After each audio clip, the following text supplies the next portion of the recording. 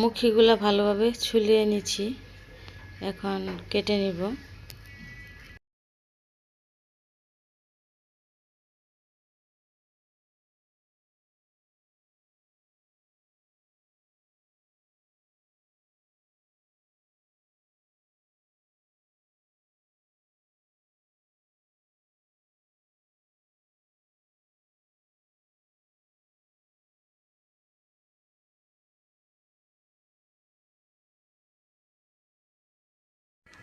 মাছগুলা হলুদ মরিচের গুঁড়া দিয়ে ভালোভাবে মাখিয়ে নেব। তেলটা আগে গরম দিয়ে দিই।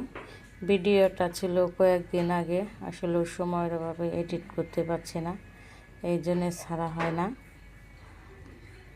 আর 3 পিস মাছ, অনেকেই বলবেন এত মাছ কমকে, কারণ যারা আমার ভিডিও দেখেন তারা জানেন যে আমার ছেলে মাছ খায় না, আমারই খাইতে হয়। এই জন্য যে কোনো তরকারি ছেলে যেটা না খায় সেটা অল্প অল্প করে রান্না করতে হয়। তো মাছগুলো একটু কড়া করে ভাজবো।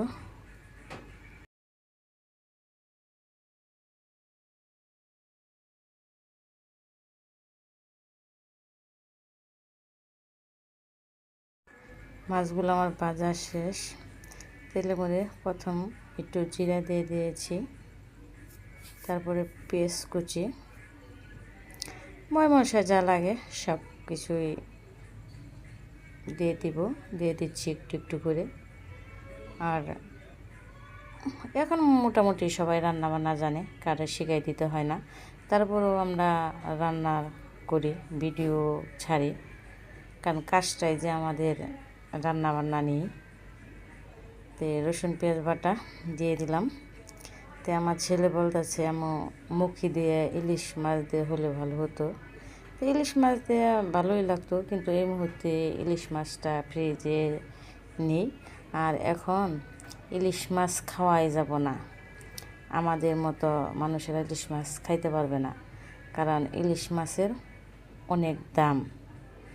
যখন ইলিশ মাছের দাম কমবে তখন খাবো। তো ছেলেরে বললাম, বাবারে ইলিশ মাছের দাম অনেক বেশি, এখন খাওয়া যাব না, যখন সস্তা হবে, যখন খাইতে পারবো তখন মুখি দিয়ে খাওয়াবো। তো যাই হোক, কয়েকটা কাঁচামরিচ দিয়ে দিলাম। আর তরকারি কালারটা কিন্তু খুবই সুন্দর হয়েছে। আর রুই মাছ, বড় রুই মাছ, এই মাছটাও অনেক ভালোই লাগে।